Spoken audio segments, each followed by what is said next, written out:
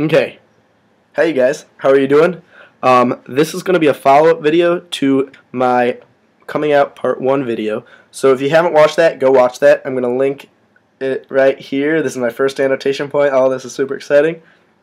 Yep. But yeah, so this is probably like my 4th or 5th take of this video just because I can't seem to be getting right. So hopefully this is it. And I'm not getting it right kind of because it's a little bit like difficult to talk about just because this was probably... It's an interesting story, so just you guys wait. Woohoo! So this is gonna start at the beginning of my senior year, and I met this kid named Jimmy. At that point, no one knew that I liked guys at that time. But this kid Jimmy came along. We were at a bonfire, and these were new kids that I hadn't hung out with. They were actually like theatrical, like choir-y people. But I kind of had a thing with one of the girls at the bonfire. I don't even know what I don't know. That's a whole nother story. But anyways, so this guy like was just chilling, thugging around. He's wearing like pumped up kicks and like swag hat and like acting like a little bit of a douchebag. But I was like, like checking it out, like scoping this. I don't know, scoping the situation, like seeing who this kid was, just as like a regular person. And then he made a comment about something that caught my ear, and it was, yo, like, I'm bisexual, question mark. And so at that point I was like, who is this kid? Like, I gotta get to know his name. He was like attractive and seemed to be rocking his stuff and a confident dude. And yeah, so I like didn't get that vibe, so it kind of took me off balance for a second. I learned his name was Jimmy, and he was a year younger than me, so that's why I like hadn't gotten to know him. But yeah, so then like time progressed, and I like would see him like walking into school, and he'd always like walk in the snow, and it was like even like days that winter when it was like 0 degrees out, he'd still be coming in, and I'd be like, dude, I wanted to like offer him rides, but like not at the same time. And then it was casual, like, yo, hey Jimmy, what up, in the hallways. And then actually my second semester senior year, I dropped my lunch. Actually, I dropped my like study hall lunch, like, because I was kind of tight with our associate principal, and he like had me a pass out of my study hall gym waiver, which is kind of complicated. But anyway, so I got to be in choir, which I was super excited about. Like, I like singing, and a ton of my friends were in it. Like, our whole football team was all in choir, which is super cool. And yeah, because it was fun. And he was in choir because he's a pretty good singer. So I ended up like talking to him there, and he found out I had like a mini recording studio. And so he's like, yo, like, we should record sometime. I was like, yeah, we should. So we hit him up. We actually went, like, the first time we hung out, we went to Shooters with a bunch of people. Yeah. And then went back to my house with a big group of people. And we were all recording, and it was chill. And, like, we had done that a couple times and, like, just hung out. But, like, it was always me initiating, like, yo, Jim, like, let's hang out. Like, let's record kind of stuff. But then this summer, I directed a play this summer, and he's like wants to be like a makeup artist with his life, which you never get because he's like, I'm gonna fucking beat you up. Like, I don't know, they just don't normally go together. But that's why you never judge a book by its cover. Rocket Shaka. And so he did like all the makeup for our show and stuff. And so we got like interaction with him then. And so I had a bunch of parties that I'd go to and stuff, and he was like a crazy ass fucking dude. Like, I don't know.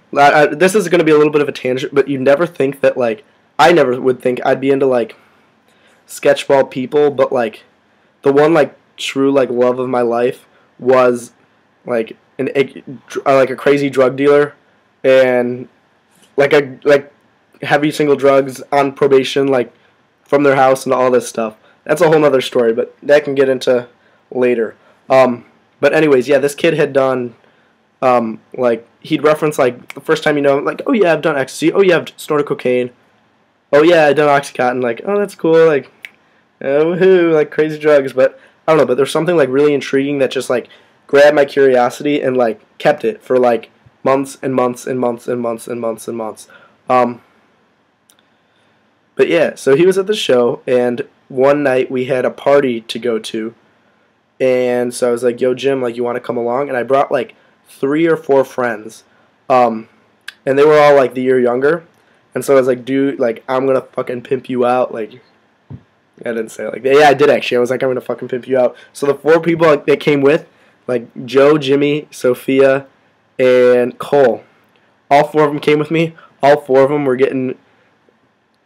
Sophia lost her virginity that night. Cole and Joe had a mini foursome and walked in on them getting like their dicks sucked. This is explicit. This is explicit fucking videos, and all my videos are gonna fucking turn out like this because I have 0 filter. I have a little bit of filter. I'm trying to filter right now. But anyway, there was Jimmy, and Jimmy wanted to fucking get with everyone.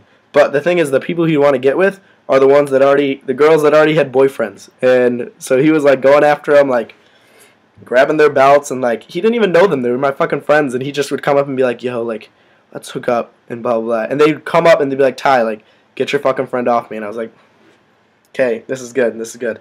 And actually, after this, I had my play that night. Then I had this party, and then nothing happened at the party. And I was 100% sober because I was actually driving to Chicago to Brookfield Zoo to audition for Survivor for my very first time. And we were going to camp out. And so we left at like 3 in the morning. And at 3 in the morning, a lot of people had been sleeping. Jimmy was still up when we left. I brought me and one other friend who auditioned with me. And we were driving in the car, and I brought Mary with, and Mary knew that like I had hooked up with Peter in the first place. And she knew that I kind of like I really actually really like wanted to get with Jimmy. I don't know. Swag. So I ended up texting Jimmy, and I was like, "Yo, Jimmy, if you really wanted to hook up that badly, you know, like I could have helped you out with that." And he texted back, and I was like, "What the fuck?" And he goes, "You're not my type." And I was like, okay. I was like, okay, whatever. Like, I had such a good night that I was like, I really don't fucking care right now.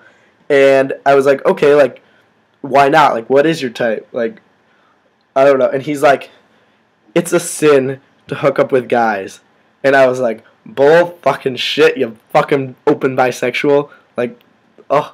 And I was like, who the fuck? I was like, who the fuck do you think you are? And I was like, that's what I said. I was like, you know, and I actually responded and I said, you know, God will love you no matter what. And he goes, yeah, but hooking up with girls is the right thing to do. And I was like, okay, whatever, Jimmy. So that was the story. I auditioned for Survivor. I rocked the swag out, and after Survivor was done, I was up from like 7 that morning getting ready for for the show on Saturday. Auditioned for Survivor. Didn't sleep one bit. Stayed up like rehearsing my like mini speech and stuff, and then it was like probably 12 like when I got done with the audition after, and I got back in the car and I was like, who the fuck does Jimmy Vanderbosch think he is? I was like, I'm Tyler fucking Nelson. I'm Tyler fucking Nelson. And that was what I was saying because I was a little bit like unnerved by it. And Mary was like, Ty, like, who the fuck does he think he is? She's like, I fucking fuck you and do all this stuff. I'm dropping F-bombs like all over the place. And I was like, yeah, rocket, shaka. And then like, I slept for like 3 hours and then went out to dinner with my ex-girlfriend Nikki and like some other acquaintances there. And Nikki like was a little bit off like right from the very beginning. And when we were at dinner, she pulled me aside and she's like, Tyler, let's go outside for a second. And she pulled me outside and she said, Tyler, don't shoot the messenger, but I have to tell you something. And I was like, okay. And she's like, you know how you left the party last night and Jimmy was still there? And I was like, yeah. And she said, I saw the text you texted him because everyone saw the text you texted him. And he went around showing everyone at the party what you had texted him. And I was like, okay. And I texted Jimmy and I was like, you're a fucking asshole. Like, how would you like it? Like, if I did that, I think I just said you're like, thanks, man. Like, smooth. Like, you're a awesome, good thing to do. And yeah, so everyone at that party, luckily the party was kind of a smaller get together and it was only like my greenie friends. But okay, reverse 2 seconds. He showed like 5 people at the party who were still awake at 3 a.m. And I didn't know it got out to anyone past then, and luckily, like, those few people, like, I was able to text them and, like, explain them, like, yo, like, I did try to get with them, but, like, please don't share that with people. And they were the people who were like, no, of course we won't, of course we won't. But then I texted Jimmy, and he was like, I texted him, and I was like, fuck you, like, thanks, man, like, what's up? I don't think I swore at him, but I was still really upset. But anyways, he texted back, and he was really apologetic, and he's like, I'm super sorry, man, like, that was a super douchey thing to do. I was really drunk, and he wasn't. He wasn't drunk. We had like a breathalyzer at the party, and he blew a .06, which is like, I don't know. I don't even know what to think about that, and that pissed me off. But what later happened is, like, a month later in the summer, we had all gone, like, me and that same group of people. They're probably like we call them the Greenies, and it's like my friend group. Greenies comes from, we went to Greenbrier Elementary School and, like, had stayed friends ever since, which is kind of weird. That's a whole other video. That's such an interesting social dynamic, but that's another video. So we all had gone to Wisconsin Dells a month later, just the Greenies, like, not Jimmy, not Joe, not anyone. And, like, when I was coming back, I see a tweet from my best friend Liam, and he goes, and he texted, and he's like, I can't believe my best friend would betray me like this. And I was like, what the fuck? I was like, subtweet, what up? And I was like, I hate that. So I favorited it. I started, like, let him know that, like, yo, Ty sees what's up. And I ended up getting a call from Mary, who auditioned for Survivor with me, and she knew that Jimmy had told everyone, because I told her after I heard from my ex-girlfriend Nikki, and she was like, Tyler, like, I was driving home in the car with Christy and Justin and Liam, who were other people in the car, and they just brought up, like, how I was bisexual or something. I don't know how they brought it up. It was a whole other reason. That's like it was a random. They thought I was with Joe. They had no idea about Peter in the first place from video 1. They just thought I was trying to get with Joe, who actually got with Mary, who I set up with Mary. So Mary was like, no, like, about the whole thing. But Liam had no idea. Like, my best friend had no idea that I like guys. And we were friends since, like, we were, like, 5. And we had, like, tight, like, spending every day together. But, like, just never knew. Because I dated girls for so long and, like, would talk about that, I don't know, with him. And I guess he never, like, put two and two together or wanted to ask her anything. Actually, I probably wouldn't have told him if he did ask.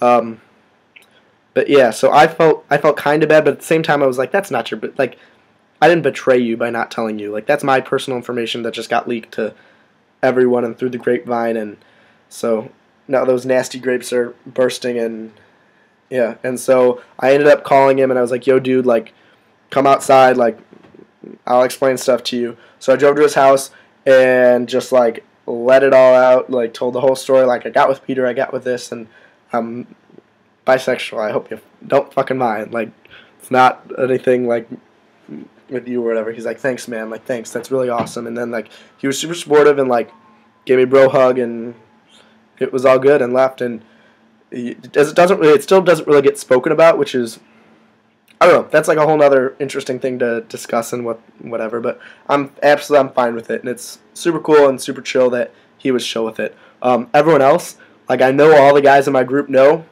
but none of them would bring it up except for my one friend Carlos, who's like a super philosophical, like, smart dude, and I know he wants to talk about it, and people like go for it, and then they, like, pull back, and I'll talk about it with anyone because I know they know anyway. So I don't know. We'll see how that plays out. But that was coming out story part 2. And so that's all my group friends at home. I don't know how many people know beyond that. I've gotten a few texts, like, randomly after that incident with the Jimmy party happened, and from, like, random numbers, just asking, like, are you gay? Because, like, I knew a lot of people, and I was trying to be, like, especially my senior year of high school, and I was trying to be super friendly, and I was on homecoming court. Yeah, so at my high school, homecoming, like, once you get, the way you you get nominated by a club sponsor, where each club sponsor gets to nominate 2 people. I might have gotten tennis nomination, I might have gotten student council, I don't know, and then your senior class votes on the top 5 people top 5 guys and top 5 girls to send to court. And court, you miss, if you're on homecoming court, you miss 2 weeks of school, which was awesome. And you get a video, like a 5-minute interview video with you asking about like your funniest moments in high school and cool stuff. You get posters with your face and like bio hung up all over the school. You go on the announcements for the 2 weeks before like the homecoming and the elections and stuff. You ride in convertibles around the stadium of our football stadium, and there's a huge like 2-period long assembly like just for you where they show your videos of the whole school. So it kind of celebritizes you, which is, it was super cool. It was one of the coolest experiences of my life, and a lot of people get to know you. So yeah, but anyway, a lot of people knew me at my high school, which I'm thankful for, and made it really, really, really awesome. But so like I'd get random texts from like random numbers, and I was like, who fucking knows? And it's like, are you gay? Like, did you hook up with blah blah? And I'd text back, and I'd be like, yeah, like it's none of your fucking business. Like, I don't know what I said, and I was like, I wouldn't call me that. No, I didn't come off aggressive because that's not my kind of thing to do, but I definitely like let him know I was kind of upset by it. But that happened, so I really have no idea who knows back at home. Luckily, well, I don't know, not luckily. Like I've always debated that. Like going into college, should I have been like open about it? But the thing is, at the same time, when I came to college, I didn't want to be like, "Hi, my name's Tyler. I'm bisexual." And like that's not how. That's because it doesn't define you as a person. It's just like one small aspect of you that gets magnified by people oppressing it, kind of thing. Does that make sense? Oh, some more philosophy, yeah. So good. But here to tell a story, and so nobody knows at Duke, and nobody has known for like 3-4 months, and I don't mind it, honestly. Like I made, it's Duke is it's like it's close to 7,000 people, 7,000 undergrads, so there's a ton of people to meet, but it's small enough where like people know each other and know of each other, so and put connections together. So I kind of like it that way for now. I debated if I should. Like, but then I'd have to label myself, and I just didn't want to do that because I didn't really feel it important. So when I make like a friend who would be like really accepting of it and they wanted to know, like, I'd lay it out there. But up until now, nobody's really asked. So cool, woohoo!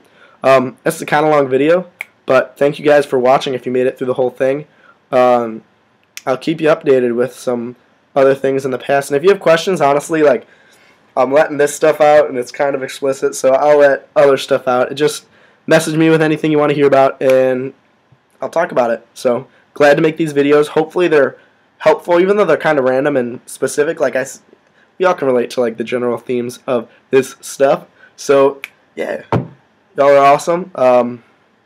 Yeah, hope you enjoyed my Christmas lights, and hope you guys are having a good life, and a good day, and a good 20 minutes of watching this. So, thanks you guys. See you next time.